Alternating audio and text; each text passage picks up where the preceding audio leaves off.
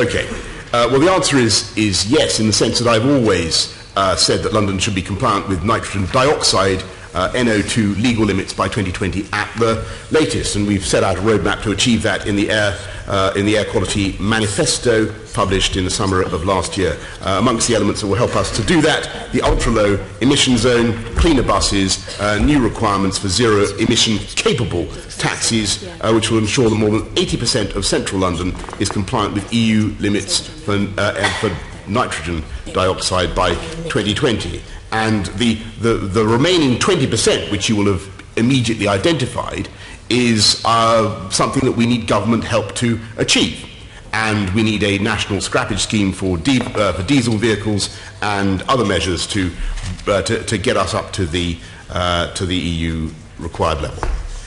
But as Mayor of London and sitting in the policy cabinet or whatever you're doing at the moment, you are in a prime position to actually make a difference on this. And I don't understand why you can't make London 100% compliant by 2020. You have the powers to do it. Well, certainly the government collectively has the powers to do it, and as you can imagine, I will be lobbying very hard to get there. But it is worth remembering that we've achieved a great deal already.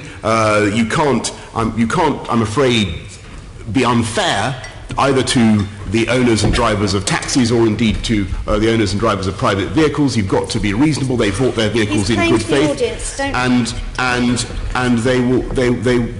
to impose very costly requirements on them too fast, I think would be unfair. Well, let's remember we are going as fast as I think we reasonably can. I would just remind you that currently London is by no means alone in having. I'm talking about the future, Mr. Mayor. Yes. You've got to concentrate on the future. You have promised, and as far as cabs are concerned, you promised things to cabbies. You have not delivered in terms of financial help to change their cabs.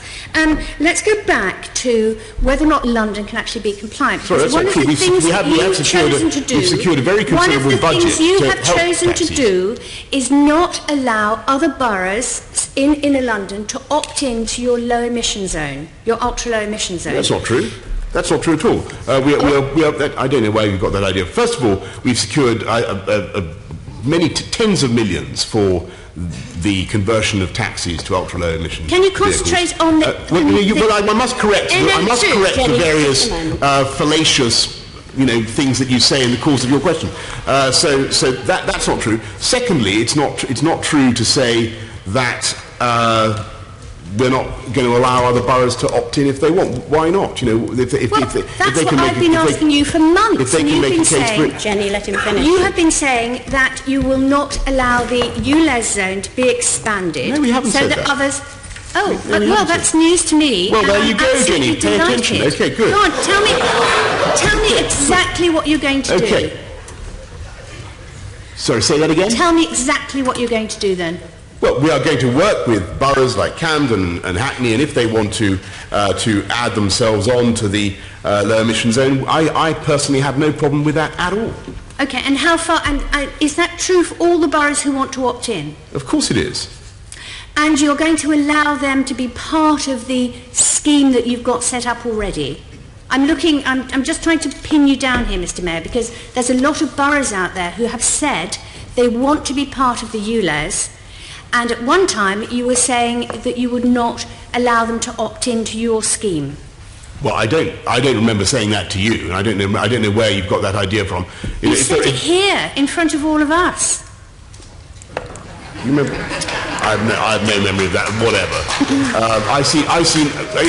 I'm afraid you'll have to produce my understanding is that if boroughs want to add themselves on to the ultra-low emission zone, there's no reason in principle why they shouldn't. They may be practical. They may have to pay for cameras or something. They may have to if they want to because the ULEZ will presumably use the congestion charging zone to begin with. So you'll have to use some sort of you'll have to have a monitoring system which might incur some expense. If you were to create a new boundary, I can imagine that you might have a need for new ANPR cameras, for instance.